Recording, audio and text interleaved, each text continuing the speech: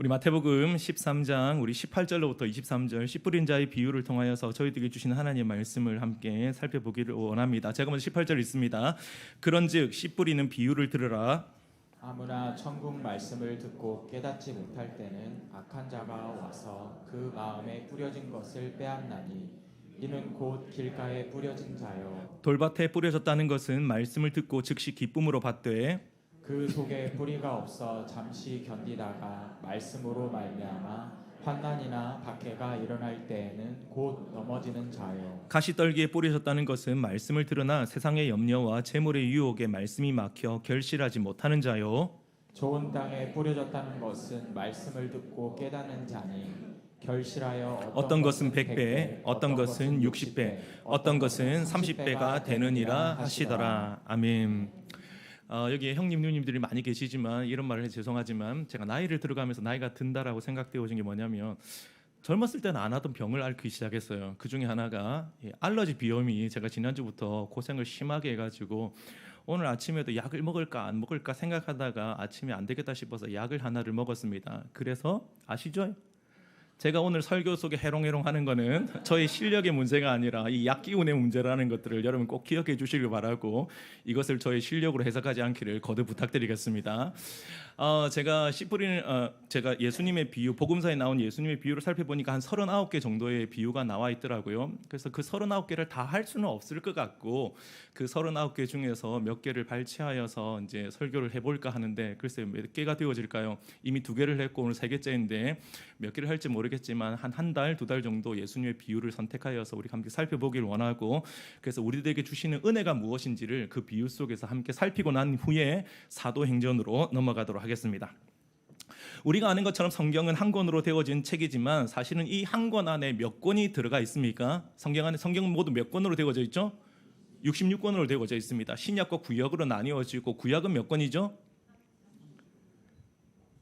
우리 수준이 이것밖에 안 되나? 구약은 몇 권? 39권. 신약은 몇 권? 27권으로 되어서 총 66권의 성경으로 되어져 있습니다. 그런데 그 성경 안에 66권 안에 어떤 내용들이 있냐면 이 역사적인 역사를 기록하고 있는 역사서도 있고 예언을 기록한 예언서도 있고 그리고 율법서와 서신서 그리고 신약으로 넘어오면 복음서와 그리고 바울이 편지를 하였던 그 서신서들 이러한 다양한 장르의 문학 장르가 그 성경 안에 기록되어져 있는 것이죠. 우리가 말하는 마태, 마가, 누가, 요한이라고 말하는 사복음서 안에도 기적적인 사건을 중심으로 기록한 요한복음이 있는 반면 역사적인 사실을 기술로 하고 있는 시간의 순서를 따라 기술로 하고 있는 마가복음이나 마태복음과 같은 그러한 내용들도 있습니다. 그러니까 성경은 이렇게 다양한 장르로 구성이 되어져 있기 때문에 성경을 읽을 때 우리는 그 문학적인 장르를 반드시 이해하면서 우리는 성경을 읽어 나가야 되는 것이죠. 그래서 로마서를 읽을 때 묵시록인 요한계시록처럼 읽으면 됩니까? 안 됩니까? 됩니까? 안 됩니까? 출제자의 의도를 모르고 있군요. 됩니까? 안 됩니까? 안 됩니다. 로마서를 읽을 때 계시록 말씀과 같은 묵시록의 말씀, 예언서의 말씀으로 그것을 읽어서는 안 되고 로마서의 의도를 따라서 우리는 읽어 나가야 되겠고 또한 시편을 읽을 때에도 로마서처럼 읽으면 돼요? 안 돼요? 안 되죠. 문학적인 장르를 기억해 나가야 되는 것입니다. 예를 들어서 여러분들이 수필을 읽을 때 그 수필을 공학 박사들이 쓰신 논문처럼 읽어내지는 않을 건 아닙니까? 그죠? 오늘 뭐가 안 맞네. 오늘 사모님 오셔서 그런 거예요. 다들 너무 예뻐가지고 역시 교역자들은 다 얼굴 보고 사모를 만나는구나. 이런 대표적인 인간들이 권강사와 저와이기 때문에 우리는 아무 말도 할 수 없는 거예요. 우리가 비유를 읽을 때도 마찬가지여서 우리가 비유를 읽을 때 로마서를 읽을 때처럼 비유 안에 담겨져 있는 그 세부적인 내용들, 작은 내용들, 작은 단어들의 어떠한 신학적인 의미를 자꾸만 부여하거나 비유 안에 있는 그 작은 것들을 지나치게 따져서 그것을 세분화하려고 하는 그런 시도들은 우리가 비유를 읽을 때 좀 위험한 시도들입니다. 예를 들어서 지지난주에 선한 사마리아인의 비유를 했었을 때 그때 강도 만난 자가 강도 만난 자를 위해서 여관 주인에게 동전 2입을 주죠. 데나리온 2를 주는데 어떤 설교자들은 들어보니까 그 동전 2입을 좀 이렇게 적용하여서 그것이 바로 신약과 구약이라 이야기하고 기름은 성령이라 얘기하고 여관은 교회라고 말하는 그러한 해석들은 그 나름대로 은혜가 되어지고 그 나름대로 우리에게 주어지는 그러한 적용점들이 있겠지만, 그러나 그것은 문맥을 벗어난 적용이 되어줄 수 있기 때문에 그 문맥 속에서 전하고자 하는 비유의 올바른 뜻을 이해하기에는 굉장히 어려운 내용들이 되어지는 것입니다. 그런데 이러한 것들을 누가 잘해요? 그 비유 안에 있는 어떤 것들을 딱 발췌해가지고 무엇과 무엇을 짜맞추고 무엇과 무엇을 이렇게 해서 이 비유는 이런 것이다라고 하는 이런 것들을 누가 잘해요? 이단들이 잘하는 것이죠. 특별히 신천지가 말하는 짝비유와 같은 이런 것들을 바라보기 시작하면 비유를 통해서 예수님께서 전달하고자 하는 예수님의 의도가 있을 것인데 그 문맥 안에서 그것을 읽어내지 않고 비유 안에 있는 어떠한 단어들을 끄집어내어가지고 어떠한 특정어과 짝을 지어서 그 안에 있는 문맥에서 벗어난 적용점들을 자꾸만 만들어내려고 하기 때문에 그러한 것들은 우화적인 해석, 알레고리적인 해석이 되어줄 수 있기 때문에 그러한 해석들은 위험한 해석이다라는 것들을 기억해야 되는 것이죠.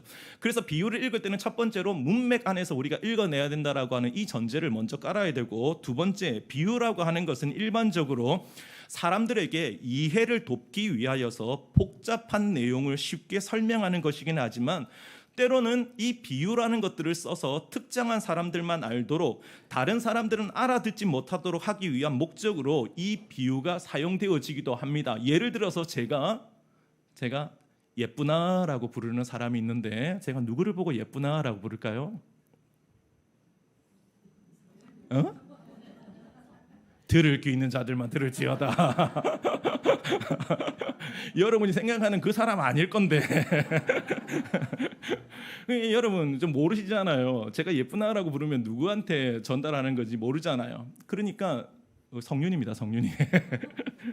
그러니까 그렇기 때문에 우리는 비유를 읽을 때 이 비유가 어떤 사람에게 어떠한 의도로 기록되어졌는가라고 하는 것을 살피는 것이 그 비유를 이해하고 해석하는 데 있어서 정말로 중요한 것이죠. 두 가지 전제를 얘기했습니다. 문맥 안에서 이 비유를 해석해야 되고, 이 비유를 누구에게 어떠한 목적을 가지고 예수님께서 비유를 전하셨는가라고 하는 비유를 듣는 대상들을 이해하는 것이 이 비유를 해석하는 데 있어서 중요한 전제가 되어지는 것입니다.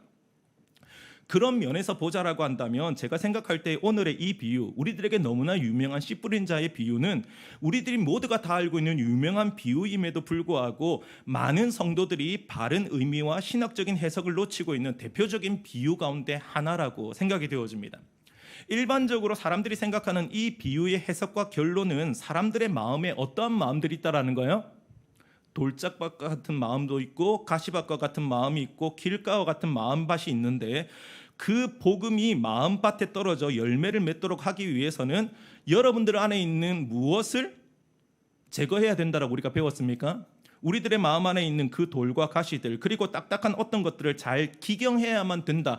그래야만 우리 안에 떨어진 이 복음의 말씀이 우리 안에서 30배, 60배, 100배의 결실을 맺는 것이다 라는 방식으로 이해를 했기 때문에 우리는 항상 이 비유를 듣고 이 비유를 적용할 때에 우리들의 마음의 밭이 어떠한 마음의 밭이냐라고 하는 그것에 주목하기 시작하였습니다. 지금 너희들의 마음밭 안에 돌들이 가득하고 있다면 그 돌들을 빨리 걷어내야 된다. 너희들의 마음밭 안에 염려라는 가시들이 많이 있다라고 한다면 그 염려라는 가시들을 빨리 벗어내야 되고, 길가와 같이 딱딱해진 마음이라고 한다면 그 마음을 기경해야지만이 하나님의 이 복음의 말씀이 우리 안에서 열매를 피우고 꽃을 피운다라는 방식으로 우리들은 이 비유를 해석하고 적용해 나아갔던 것이죠. 그런데 저는 이런 식의 해석과 적용이 그 나름대로 그동안 우리들에게 은혜의 요소가 되어주고 그것을 통해서 은혜를 많이 받기는 했지만 이 비유에 대한 정당하고 바른 해석은 아니라고 생각되어집니다. 적어도 이 문맥 안에서 예수님이 이 비유를 통해서 제자들에게 전달하고자 하셨던 예수님의 바른 의미와 해석에서는 좀 벗어난 것이라고 생각이 되어집니다. 두 번째 자막을 한번 올려주시겠어요? 제가 그렇게 생각하는 첫 번째 이유가 있습니다. 제가 그렇게 생각하는 첫 번째 이유는 성경이 전체적으로 우리들에게 어떤 메시지를 전달하고 있냐면 복음의 능력이 우리의 마음을 바꾸는 것이지 우리가 노력한다라고, 다시 말하면 우리가 우리의 마음을 잘 준비하고 그렇게 우리의 마음의 밭을 잘 다스려 놓으면 그러면 그때 복음이 우리 안에 들어와서 우리의 마음 가운데 역사하는 것이 아니라는 것입니다. 복음이 우리 안에 들어와서 그 복음의 말씀이 우리의 굳고 악하고 교만한 마음을 바꾸고 변화시키는 것이지, 그것이 우리가 믿고 있는 복음의 능력인 것이지, 우리의 노력으로 우리가 마음밭을 잘 다스려져야지만이, 그렇게 아름다운 옥토밭이 되어져야지만이 그 뒤에 그 복음이 우리 안에서 열매를 맺는 것이 아니라는 것입니다. 그래서 제가 늘 강조하지만 기독교는 비움의 종교가 아니라 어떤 종교라고 제가 가르쳐요? 체험의 종교라고 강조하는 이유가 그것입니다. 그러니까 우리의 목표, 성도들의 신앙의 목표가 자꾸 이 사람을 미워하지 말자, 미움의 마음을 버리자, 증오의 마음을 버리자, 이 사람에 대한 이 나쁜 마음을 버리자라는 방식으로 나아가면 그것은 인간의 악한 본성들을 생각할 때에 가능하지도 않고 지속적이지도 않습니다. 여러분들이 한번 살아보셨으니까 아실 건 아니에요. 내 옆에 있는 이 사람을 사랑해야지라고 결단하고 다짐도 하였지만, 그러나 인간이 가지고 있는 이 악한 본성을 생각할 때 이 사람이 보여주고 있는 태도와 모습을 보면 우리는 이 사람을 사랑할 수 없단 말이에요. 인간의 악한 본성을 생각하자라고 한다면 우리의 결심과 우리의 노력으로 비워지고 사라지는 것이 아니란 말입니다. 그렇지 않습니까? 여러분의 삶에서도 얼마나 많이 미움의 마음을 버려야지, 내가 사랑해야지, 왜 안 될까? 그 결단들 많이 해보셨잖아요. 그것은 인간의 악한 본성을 생각한다면 우리의 노력과 결심으로 되어지는 것이 아니라, 그렇게 할 수 있는 유일한 길은, 그리스도께서 제시하시는 유일한 방법은 예수 그리스도로 우리를 채울 때에만 비로소 그 은혜와 힘으로 그렇게 살 수 있는 것이지, 우리가 우리의 마음을 그렇게 비워낼 수는 없는 것이란 말입니다. 동의를 안 해주네? 그렇단 말입니다.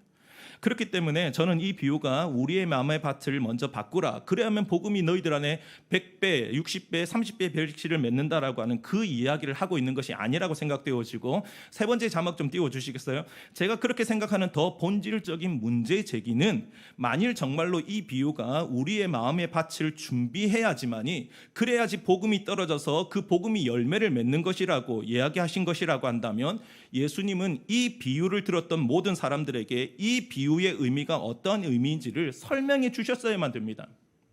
자, 비유를 들었지, 이 비유의 뜻은 이것이야, 그러니까 이렇게 뜻을 따라서 너희들은 너희들의 마음의 밭을 잘 준비해야지 라고 비유를 들었던 모든 사람들에게 이 메시지를 해석해 주셔야만 되어졌습니다. 그런데 오늘 본문을 1절부터 우리가 읽어보기 시작하면 예수님께서 이 비유에 대해서 전하기만 하셨지, 이 비유의 의미를 무리들에게는 설명해 주시지 않으셨단 말이에요. 자, 그래서 우리가 9절로부터 11절의 말씀을 같이 한번 읽어보도록 하겠습니다. 귀 있는 자는, 준비 시작, 귀 있는 자는 들으라 하시니라. 10절, 제자들이 예수께 나와 이르되 어찌하여 그들에게 비유로 말씀하시나이까? 11절, 대답하여 이르시되 천국의 비밀을 아는 것이 너희에게는 허락되었으나 그들에게는 아니 아니 되었다라는 것입니다. 그러니까 1절부터 8절까지 씨 뿌리는 자의 비유를 말씀하시고, 9절에서 예수님은 들을 수 있으면 들어라, 너희들이 알아서 들어라, 못 알아들어도 상관없다라고 하시는 말씀을 9절에서 던지고 있더라는 것입니다. 그러니까 10절에 보면 이 비유를 듣던 제자들이 예수님께 나와 예수님께 물었던 질문의 내용이 이거잖아요. 10절 한번 띄워주시겠어요? 예수님 도대체 왜 이 비유를 말씀하셨습니까? 다시 말하면 이 비유의 뜻을 우리도 잘 모를 정도라고 한다면, 저 비유를 들었던 무리들 중에 이 비유를 알아들을 사람은 아무도 없었을 것입니다 라는 것입니다. 그런데도 불구하고 왜 무리가 알아듣지 못하게 비유로 말씀하셨습니까? 라고 하는 그 제자들의 질문에 예수님이 13절에서 어떻게 답변하고 계십니까? 우리 13절의 말씀도 같이 한번 읽어보도록 하겠습니다. 그러므로, 준비 시작, 그러므로 내가 그들에게 비유로 말하는 것은 그들이 보아도 보지 못하며 들어도 듣지 못하며 깨닫지 못함이니라. 다시 말하면 그들이 못 알아듣도록, 그 무리들이 못 알아듣도록 의도적으로 내가 이렇게 비유로 말했다라는 것입니다. 그들이 알아듣지 못하기 위하여서, 너희들만 내가 알아듣도록 하기 위하여서, 너희들에게만 전하기 위해서 이 비유로 이것을 설명하였다라는 것입니다. 천국의 비밀을 아는 것이 그들에게는 허락이 되어지지 않았기 때문에 그들이 알아들을 수 없게 비유를 사용하였다라고 말씀하시면서, 이어지는 18절에서부터 이 비유의 의미를 제자들에게만 설명해 주셨다라고 한다면, 주님이 말씀하신 이 비유의 바른 의미는 무엇이냐라는 것이죠. 우리가 이 비유를 이해하기 위해서는 우리 자막 6번째 한번 띄워주시겠어요?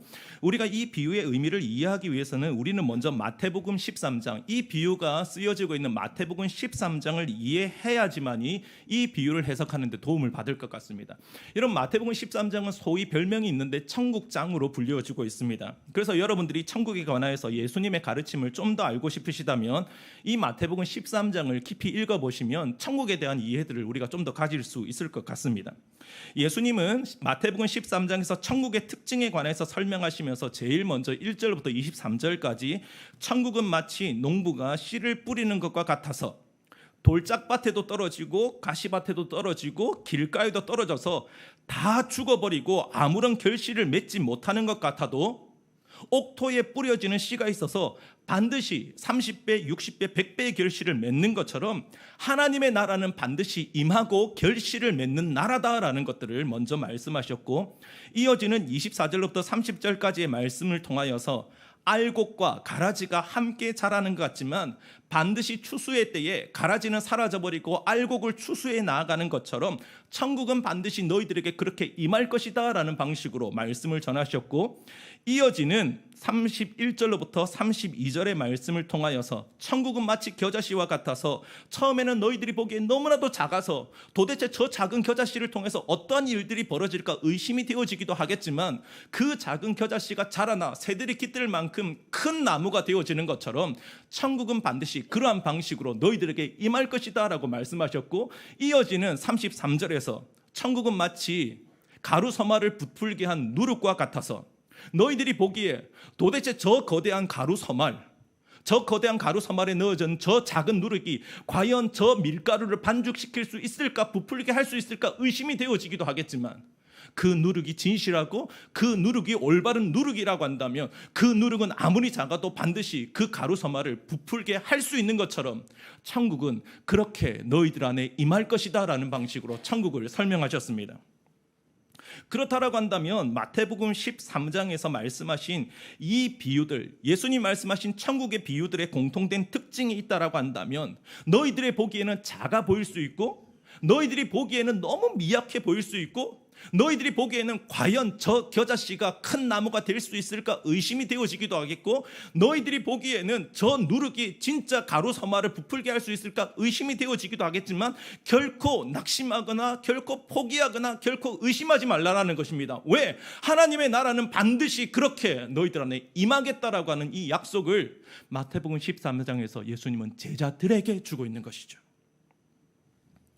제자들아, 하나님의 나라가 어떨 때는 너희들의 눈에 너무나도 작아 보이고 정말로 임할 수 있을까? 하나님의 나라가 정말로 우리 가운데 임할 수 있을까? 주님의 나라가 임할 수 있을까라고 하는 의심이 들 수도 있겠지만, 그러나 결코 포기하지 말고 안 되겠다라고 낙심하지 말고, 그것은 기어코 이루어질 나라이기 때문에 그 천국의 나라를 바라보며 낙심하지 말고 그 길을 걸어가라라고 예수님 마태복음 13장에서 누구들에게만요?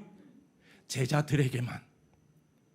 이 비유를 들었던 무리들에게도 이 해석을 허용해 주고 있는 것이 아니라 제자들에게만 이 비유의 말씀을 설명하며 전하고 있더라는 것입니다. 그러니까 이 비유는 제자들을 위한 비유였습니다. 이 비유는 제자들을 위한 예수님의 비유였습니다. 복음의 능력을 가지고 복음의 삶을 살고 복음을 드러내야 되는 제자들이 이 세상을 살아가면서 낙심할까봐, 이 세상을 살아가면서 실망할까봐, 이 세상을 살아가면서 복음으로 살아가는 그 삶을 중간에 포기할까봐 그들을 격려하고 그들을 위로하기 위해서 주님께서 제자들에게만 이 비유의 말씀을 전하고 있다는 것입니다. 제자들아, 제자의 삶을 살아날 때에 하나님의 나라가 과연 임할 수 있을까 의심이 되어지는 삶도 너희들의 삶에 주어지지 않겠니? 제자들아, 너희들이 보기에 진짜 하나님의 나라가 임할 수 있을까? 하나님의 나라가 진짜 있을까? 세상은 변화되어지지 않고 세상은 달라지지 않는 것 같은데 진짜 하나님의 나라라는 것들이 있을까? 의심이 들 수도 있겠지만, 그러나 결코 낙심하지 말아야 될 것은 이 천국은 마치 겨자씨와 같아서 반드시 자랄 것이고 새들이 깃드는 그러한 나무가 될 것이니까, 이 천국은 그야말로 어떤 사람들은 다 걷어차 버리고 어떤 사람에게는 이 천국이 아무런 의미가 없어서 함부로 대할 수도 있겠지만, 그럼에도 불구하고 이 천국은 마치 누룩과 같아서 너희들이 진실한 누룩이라고 한다면 그 누룩은 언제든지 그 거대한 가루 서마를 부풀게 할 수 있는 그러한 능력이 그 안에 있단다.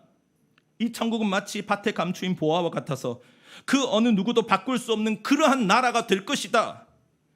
그러니 제발 낙심하지 말고 포기하지 말고 이 하나님의 나라를 붙들고 끝까지 믿음의 길을 가라라고 하는 이것이 제자들에게 전달해 주고 싶었던 예수님의 이 비유의 의미였다라는 것입니다. 왜요?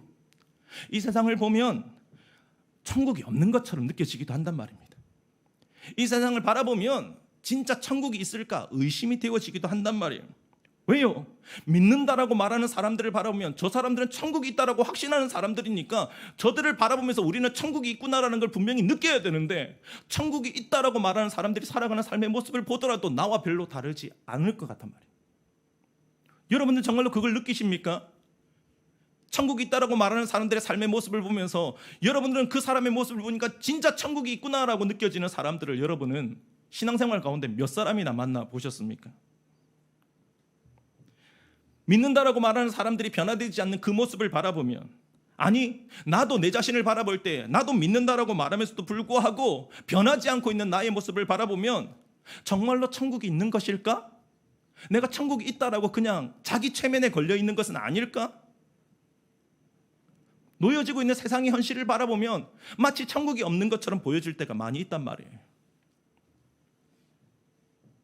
천국이 있다라고 한다면, 그 천국을 믿고 있다라고 한다면 분명히 변화되어져야 될 것 같은데, 그런데 점점 세속화되어져가는 교회를 바라보면서 하나님의 나라가 정말로 도래할 것인가, 하나님의 나라는 정말로 있는 것인가라고 하는 이 의심들이 더욱더 짙어진단 말이에요. 교회가 싸워 나아가는 싸움의 모습을 보면, 교회 안에서 일어나는 수많은 상처와 아픔들을 바라보면 과연 교회가 자기들끼리 싸우는 것을 뛰어넘어서 하나님의 영광이 드러나는, 하나님의 다스림과 통치가 드러나는 곳이 될 수 있을까를 생각해 보면 안 되겠다라는 생각이 들 만큼 세속적인 것들이 교회 안으로 너무나도 깊이 침투해 들어와서 진짜 하나님은 계실까? 진짜 하나님의 나라는 임할까라고 하는 의심들이 우리 안에 든단 말입니다. 그 절망과 의심은 나에게도 해당되어져서 이제는 내가 믿음으로 살아내 보겠다라고, 하나님의 말씀대로 살겠다라고 다짐을 하고 또 다짐을 해 나아가는데, 그런데 돌아서면 또 흔들린단 말이에요.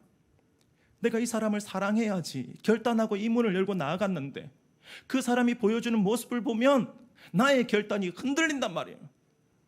천국을 바라보면서 참자라고 말하면서도 불구하고 그 사람이 보여주는 모습을 보면 나의 자존심과 나의 합리화와 나의 편견과 나의 선입관이 더 앞서는 것이지 복음이 우리의 삶에 더 앞서는 것은 아니더란 말입니다. 하나님이 아무리 말씀하셔도, 성령을 회방하지 말라라고 말씀하셔도 기꺼이 그 성령을 회방하는 우리들의 모습을 바라보면 정말로 나는 예수를 믿는 사람일까? 내가 믿고 있다고 자기 최면에 걸려있는 사람은 아닐까? 왜 이렇게 천국을 믿고 있다라고 말하면서도 불구하고, 하나님의 나라가 있다라고 말하면서도 불구하고 왜 우리들은 이렇게 쉽게 넘어지는지, 왜 아무것도 아닌 일에 주저앉아서 울고만 있는지, 어느 순간 경제적인 위험이 다가오고 가정적으로는 어려움들이 당하게 되어지면은 우리 마음 안에 진짜 하나님은 계실까 의심이 되어지고, 진짜 하나님은 계실까라고 하는 그런 의심과 낙심은 우리로 하여금 이제 그만하고 싶은 생각을 자꾸만 들게 만든단 말이에요. 아무리 해도 변화되지 않는 우리 가정, 아무리 해도 변화되지 않는 우리의 부부, 아무리 해도 변화되지 않는 자식들의 모습, 내가 굳이 이렇게까지 애를 쓰고 이렇게까지 하나님 말씀으로 애를 쓰면서 이 사람에게 이렇게 해야 될 이유와 의미를 찾지 못한단 말이에요. 왜? 안 변하니까. 하나님의 나라가 있다라고 한다면, 하나님 계시다라고 한다면 바꾸어 주셔야 될 것 같은데, 변화되어져야 될 것 같은데, 변화되지 않는 우리의 현실을 바라보면 자꾸만 의심이 들고, 그 의심은 낙심을 만들고, 신앙의 낙심은 우리에게 신앙으로 살아가는 그것을 포기하고 싶게 만든단 말이에요. 니도 네 마음대로 살아라, 나도 내 마음대로 살란다. 더 이상 나의 삶에 터치하지는 말라. 교회 안에서도 여기까지. 우리의 그런 애씀과 노력들은 아무런 의미가 없어 보이고 그냥 다 포기해버린 채 더 이상은 바위로 돌을 치는 것 같은, 더 이상 계란으로 바위를 치는 것 같은 그런 나의 삶은 안 살고 싶다라는 생각들이 더 많이 든단 말입니다. 그런 쓸데없는 희망 고문에 빠지고 싶지 않단 말이에요. 이건 안 되는 일이다. 되지도 않는 일이라고 한다면 하나님의 말씀을 붙들고 살겠다고, 제자로 살아가겠다라고 그렇게 애쓰고 몸부림치는 것은 이제 그만하고 싶다라고 하는 생각이 여기까지 밀려온단 말입니다. 제자들은 안 그랬겠습니까? 제자들의 마음은 안 그랬겠습니까? 예수의 제자로 살아간다라고 하는 그 이유 때문에 고난과 어려움과 가난을 감당해야 됐던 그들의 삶이었다라고 한다면 제자의 삶으로 살아가는 그들에게 얼마나 자주 낙심할 수밖에 없는 그런 상황들이 그들 안에 펼쳐지겠냐 말이에요. 그런데 그런 제자들을 향하여서, 그런 삶의 문제들을 만나고 있는 그런 제자들을 향하여서 주님은 오늘 이 마태복음 13장에서 제자들에게 말씀하시길, 하나님의 나라는 반드시 임한다. 하나님의 나라는 반드시 임하는 나라이다.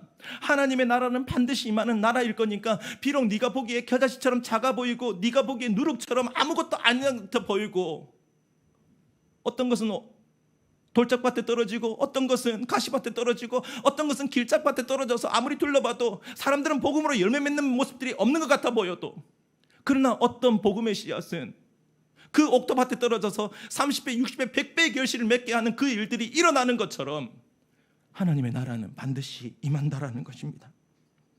그러니까 하나님의 나라는 반드시 임할 것이니까 눈에 보이는 대로 세상을 살아가면서 천국을 조롱하고 하나님의 다스리심을 인정하지 않던 사람들이 부끄러움을 당하는 그날이 반드시 임할 것이니까, 우리의 그 삶을 조롱하는 그 사람들이 부끄러움을 당하는 그날이 반드시 올 것이니까 너희들은 결코 너희들의 그 삶을 포기하지 말고, 낙심 가운데 포기하지 말고 그 길을 걸어가라라고 주님께서는 이 비유의 말씀을 제자들에게 전하며 그 메시지를 전하고 있는 것이죠. 저는 이것을 1884년 한국 땅에 들어왔던, 조선 땅에 들어왔던 최초의 선교사 언더우드와 아펜젤러의 편지를 통해서 확인할 수 있었습니다. 1884년에 재물포항으로 이 땅 조선 땅의 첫 번째 선교사 언더우드와 아펜젤러가 찾아오기 시작합니다. 그리고 그들이 자기들을 파송하였던 북장로교회, 미국에 있는 북장로교회에 편지를 보냅니다. 첫 선교 편지를 보냈는데 이렇게 언더우드 선교사가 편지를 보냅니다. 주님, 지금은 아무것도 보이지 않습니다. 메마르고 가난한 땅, 나무 한 그루 시원하게 자라오르지 못하고 있는 땅에 저희들을 옮겨와 심으셨습니다. 보이는 것은 고집스럽게 얼룩진 어둠뿐입니다. 어둠과 가난과 인습에 묶여있는 조선 사람들 뿐입니다. 그들은 왜 그들이 묶여있는지도, 고통이라는 것도 모르고 있습니다. 고통이 고통인 줄 모르는 자에게 고통을 벗겨주겠다라고 하면 의심부터 하고 우리들에게 화부터 냅니다. 경계의 의심과 멸시와 천대함이 가득한 곳이지만 이곳이 머지않아 은총의 땅이 되리라는 것을 믿습니다. 주여, 오직 제 믿음을 붙잡아 주옵소서. 그것이 1884년 150년 전에 이 땅에 처음 들어왔던 언더우드 선교사님이 첫 번째 선교 편지에서 썼던 그의 고백이었습니다.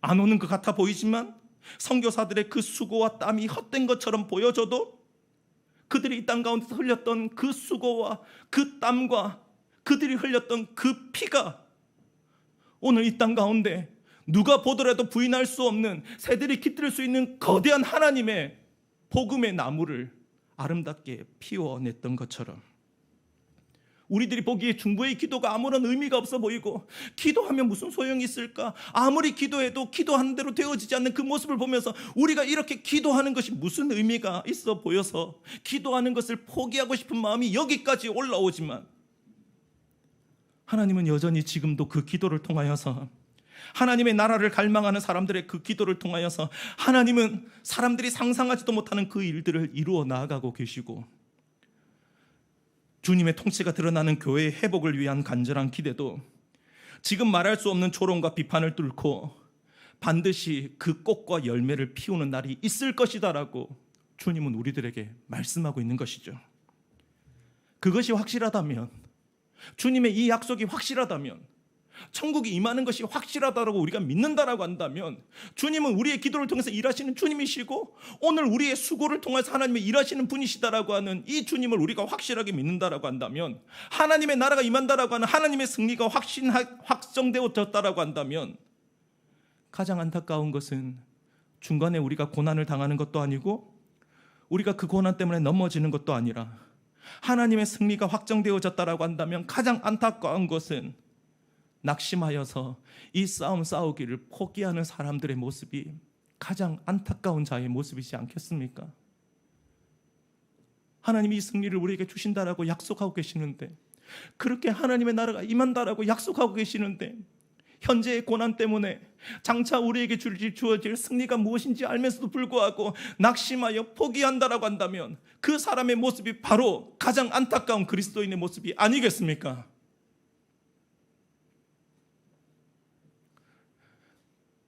저는 최근에 한 달 아니 몇 주 개인적으로는 참 괴롭고 힘든 시간을 보내야만 되어졌습니다.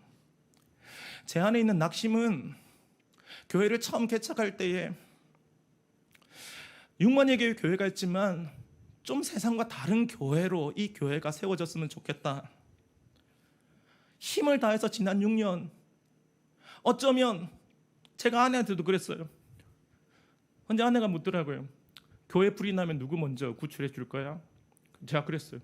당연하게 나는 우리 성도들 먼저 구출해 준다. 그 다음이 우리 가정이다. 개척할 때 저의 마음의 본심은 그러한 것이었습니다. 하나님의 나라를 향한 열망을 가지고 좀 다른, 세상과는 다른 그러한 교회를 세워갔으면 좋겠다. 이 안에서 사자와 어린 양이 함께 뛰노는 것처럼, 독사굴에 손을 넣어도 아무런 문제가 없는 것처럼 서로가 함께 서로의 손을 잡아주며 함께 세워나가는 공동체가 되었으면 좋겠다. 그런데 그냥 여기저기서 상처를 받고 상처 때문에 아파하는 사람들의 모습을 보면서 아무리 가르쳐도 예배에 대한 애씀은 없는 것 같고, 이 예배 가운데 정말로 우리가 마음을 들이면서 하나님을 바라보고 있을까? 그런 확신들이 들지 못하는 모습들이 여기저기서 뻥뻥 터지니까 제 안에 낙심의 마음이 들어오기 시작하고, 이 낙심의 마음은 제 안에서 작동하여서 그냥 포기하고 싶은 마음이 자꾸 일어나는 거예요. 이렇게 열심히 한들 무슨 소용이 있을까? 이렇게 애쓴다고 사람은 과연 변화될 수 있을까? 정말로 변화될 수 있을까? 바뀌어질 수 있을까? 이런 낙심의 마음들은 그냥 저로 하여금 그냥 포기하고 싶은 마음들을 자꾸만 주는 거예요. 이렇게 한다고 사람들이 변화될 수 있을까? 이렇게 한다고 여러분들도 여러분의 자식들이 변화될 수 있을까? 의심스럽고, 이렇게 한다고 여러분의 아내가 변화되고 여러분 남편이 변화되고 사람들이 변화될 수 있을까? 왜 안 변하니까? 바뀌어지지 않으니까. 그런 낙심의 마음들은 우리로 하여금 그냥 포기하고 싶게 만든단 말이에요. 그냥 포기하는 것이 더 낫지 않을까? 그런 의심과 낙심은 저에게도 해당되어져서, 나는 과연 주님의 영광을 위해서, 하나님의 나라를 위하여서 나에게 주어져 있는 삶과 형편이 어떠하든지 간에 하나님의 영광을 위해서 참된 제자의 삶을 살아낼 수 있을까? 그 절망과 의심은 저를 자꾸만 포기하고 주저앉게 만든단 말입니다.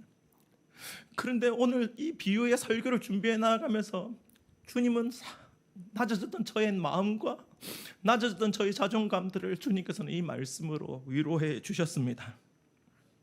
하나님의 나라는 반드시 임한다.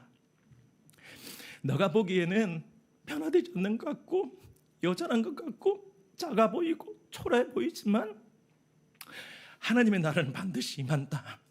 그러니까 부디 낙심하지 말고 포기하지 말고 하나님이 기뻐하시는 그 일을 위하여서 또 한 걸음을 내디뎌 가길 원한다라고 말씀하시는 이 주님의 말씀이 설교를 준비하는 내내 저에게는 큰 위로와 격려와 힘이 되어졌고, 저는 오늘 기점으로 다시 힘을 내어서 저에게 주어진 그 삶을 열심히 살아내겠다 결단하고 또 다짐합니다.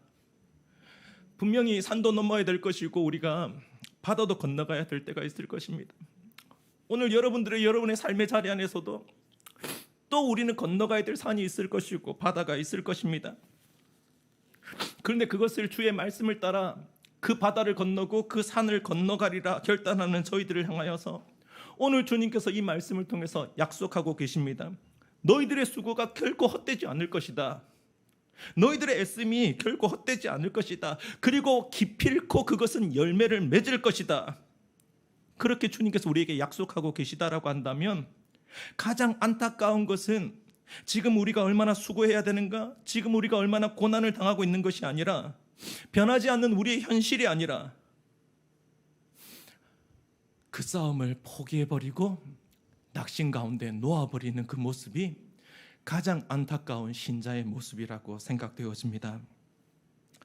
편견과 선입관을 깨트리라라고 하는 그 설교를 전한 후에 정말로 많은 지체들이 그 쉽지 않은 싸움을 싸워주신다라고 하는 그 이야기를 들으며 우리 성도들에게 진심으로 감사하는 마음이었습니다.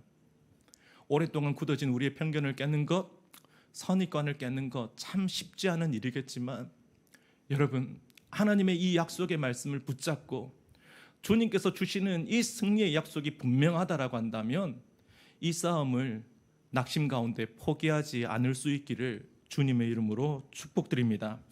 이 시간 우리 이 약속의 말씀을 굳게 붙들면서 오늘 이 시간에 이 찬양으로 우리의 믿음을 주께 고백하며 우리 함께 우리의 신앙을 주께 드리며 나아가도록 하십시다.